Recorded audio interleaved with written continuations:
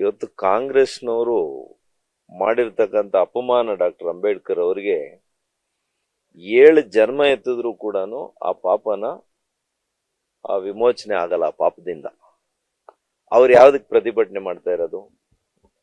ಅಲ್ರಿ, ವ್ಯಕ್ತಿ ಬದುಕಿದ್ದಾಗ ಅವ್ರಿಗೆ ಮಾಡ್ಬೇಕಾಗಿರೋ ಅಪಮಾನ ಎಲ್ಲ ಮಾಡಿದ್ರು. ಲೋಕಸಭೆಗೆ ರಾಜ್ಯಸಭೆಗೆ ಬರ್ಲಿಕ್ಕೆ ತಡೆ ಹಿಡಿದ್ರು. 2 ಸಲ ಸೋಲ್ಸ್ಲಿಕ್ಕೆ ಪ್ರಯತ್ನ ಮಾಡಿದ್ರು.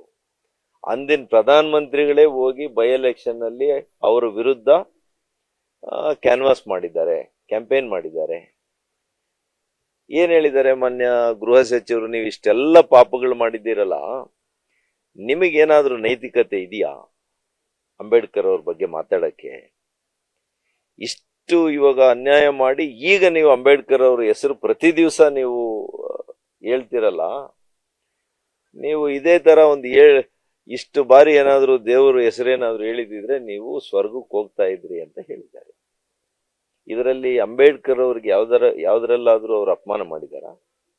ಇವತ್ತು ಯಾವ್ದಾದ್ರು ಒಂದು ಸರ್ಕಾರ ಡಾಕ್ಟರ್ ಅಂಬೇಡ್ಕರ್ ಅವರಿಗೆ, ಬಾಬಾ ಸಾಹೇಬ್ ಅಂಬೇಡ್ಕರ್ ಅವರಿಗೆ ಗೌರವವನ್ನು ಸೂಚಿಸಿದೆ ಅಂದ್ರೆ ಇವತ್ತು ಮಾನ್ಯ ನರೇಂದ್ರ ಮೋದಿ ಅವರ ಸರ್ಕಾರ. ಅವ್ರ ಹುಟ್ಟಿನಿಂದ ಹಿಡಿದು ಅವರು, ಇವಾಗ ನೀವು ಬೇರೆ ಬಂದ್ರಲ್ಲ, ಇವತ್ತು ಡಾಕ್ಟರ್ ಅಂಬೇಡ್ಕರ್ ಅವರ ಇಡೀ ಜೀವನದ ಎಲ್ಲ ಪವಿತ್ರ ಸ್ಥಳಗಳನ್ನ ಅಭಿವೃದ್ಧಿ ಮಾಡಿರ್ತಕ್ಕಂಥದ್ದು, ಪಂಚತೀರ್ಥ ಅಭಿವೃದ್ಧಿ ಮಾಡಿರ್ತಕ್ಕಂಥದ್ದು. ಮತ್ತು ಇವತ್ತು ಮುಂಬೈನಲ್ಲಿ ತಾವು ನೋಡ್ತಾ ಇದ್ದೀರಿ, ಸುಮಾರು 500 ಅಡಿಗಳು ಎತ್ತರದ ಒಂದು ವಿಗ್ರಹ ಮಾಡ್ತಾ ಇರ್ತಕ್ಕಂಥದ್ದು. ಚರಿತ್ರೆಯಲ್ಲೇ ಡಾಕ್ಟರ್ ಅಂಬೇಡ್ಕರ್ ಅವರು ಉಳಿದು ಹೋಗುವಂತ ರೀತಿಯಲ್ಲಿ ಇವತ್ತು ಕಾರ್ಯಕ್ರಮ ಮಾಡಿದ್ರೆ ಅದು ಬಿಜೆಪಿ NDA ನೇತೃತ್ವದ ನಮ್ಮ ನರೇಂದ್ರ ಮೋದಿ ಅವರ ಸರ್ಕಾರ ಮಾಡಿದೆ ಹೊರತು ಕಾಂಗ್ರೆಸ್ಗಲ್ಲ. ಕಾಂಗ್ರೆಸ್ನವ್ರಿಗೆ ನಿಜವಾಗ್ಲೂ ಕೂಡ ಡಾಕ್ಟರ್ ಅಂಬೇಡ್ಕರ್ ಅವರ ಹೆಸರು ಹೇಳಲಿಕ್ಕೂ ಕೂಡ ಇವರು ಲಾಯಕಲ್ಲ, ಹೇಳ್ಬಾರ್ದು. ಅವ್ರ ಕುಟುಂಬದವರು ಹೇಳ್ತಾ ಇದ್ದಾರೆ, ಯಾರಾದ್ರೂ ಅವ್ರ ಮೊಮ್ಮಗ ಹೇಳಿದ್ದಾರೆ, ಮೊಮ್ಮಗಳು ಹೇಳಿದ್ದಾರೆ, ಕಾಂಗ್ರೆಸ್ನವ್ರಿಗೆ ನಮ್ಮ ತಾತನವರ ಹೆಸರು ಹೇಳಲಿಕ್ಕೆ ಇವರು ಅನರ್ಹರು ಅಂತ ಹೇಳಿದ್ದಾರೆ ಇಲ್ವಾ? ಹಾಗಾಗಿ ಇವತ್ತು ಸುಮ್ಮನೆ ಇವರಿಗೆ ಕಲಾಪಗಳಲ್ಲಿ ಇವರಿಗೆ ನಂಬಿಕೆ ಇಲ್ಲ. ಸುಮ್ಮನೆ ಪ್ರಜಾಪ್ರಭುತ್ವದ ಬಗ್ಗೆ ಮಾತಾಡ್ತಾರೆ, ಸಂವಿಧಾನದ ಬಗ್ಗೆ ಮಾತಾಡ್ತಾರೆ. ಆದ್ರೆ ಕಲಾಪ ಸದನ ನಡೆಯುವಂತ ಸಂದರ್ಭದಲ್ಲಿ ಕಲಾಪವನ್ನ 10 ದಿವಸ ವ್ಯರ್ಥ ಮಾಡಿರೋದು ಯಾರು? ಏನ್ ಕಾರಣ? ಅವ್ರಿಗೆ ವಿಷಯ ಯಾವುದೂ ಇಲ್ಲ, ಯಾವುದು ಚರ್ಚೆ ಆಗ್ಬಾರ್ದು, ಯಾವುದು ಈ ದೇಶದ ಜನರಿಗೆ ಒಳ್ಳೇದಾಗಬಾರ್ದು.